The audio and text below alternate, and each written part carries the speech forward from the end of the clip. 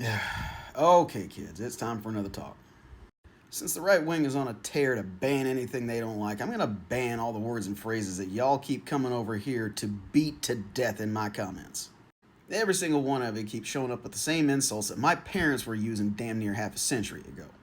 So if what you were going to say in the comments is on this list, you need to stop, borrow the brain cell, and come back and try again tomorrow. I am also not going to dumb down my language to help you understand, MAGA. So, first things first, the word libtard carries no discursive weight.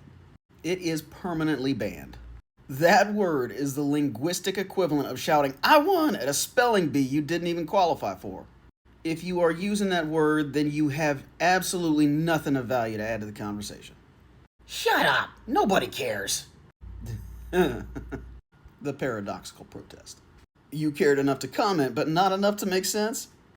This is the linguistic equivalent of walking into a room shouting, "I'm not listening," and then staying to argue with the furniture. If you truly did not care, you would scroll on. But here you are, emotionally invested, grammatically challenged, and spiritually unbothered. Allegedly. Go ahead and block me. We'll all know who won. Pard, you just slammed your own goddamn door and called it a victory parade. You came into MySpace and pitched a hissy fit. Now you're daring me to clean up your mess like it proves something?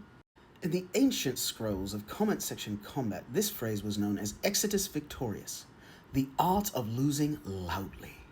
Well, if you don't like it, get out of my country. That is xenophobic nationalism in a trucker hat, my man. You're slamming the door on a burning house and calling it patriotism. Because, of course, nothing screams land of the free like demanding silence from anybody you don't agree with.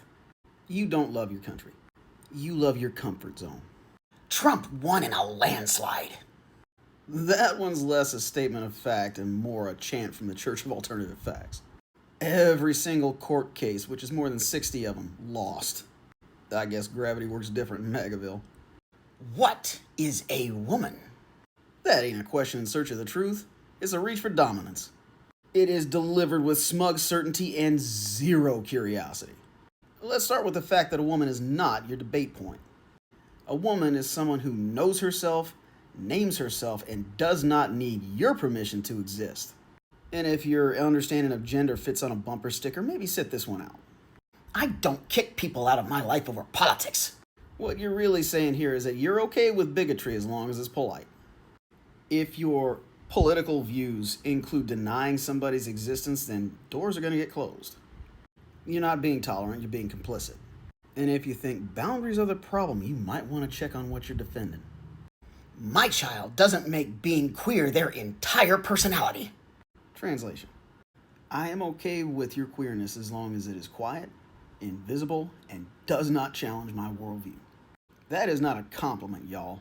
It's a leash. You are not celebrating your child, you're congratulating them for shrinking.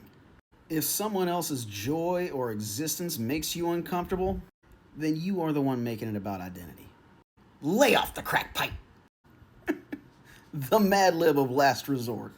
That one is so goddamn stale it ought to come with a warning from the Surgeon General.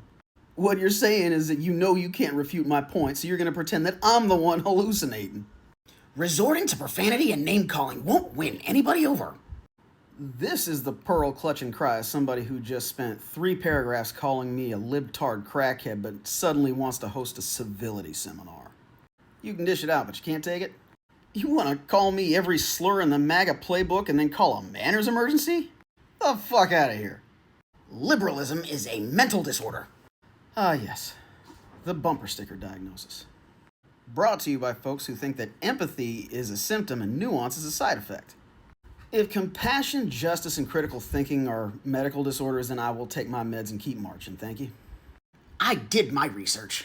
Hoss, you sat in your truck and watched a YouTube video. And now you think you're an expert on epidemiology, Marxism, and constitutional law. If what you're saying cannot stand up to a Google search or even a high school debate, that ain't research, sweetie. It's a vibe. And last but not least, quit acting tough on the internet. I don't need to look at your page to know that you have probably posted more Clint Eastwood memes than you have thoughts. Y'all think acting like Dirty Harry and grumbling, "Get off my lawn," makes you some kind of philosopher warrior. Your profile pic is almost guaranteed to be an eagle, a Punisher skull, or a jacked up truck that's never seen a dirt road. And if your idea of strength is quoting Gran Torino between rage posts, the internet ain't where you ought to be flexing. Look, my page, my rules, my refusal to entertain recycled rage. You want to debate, you got to bring something other than the chip on your shoulder. Otherwise, scroll on, cowboy.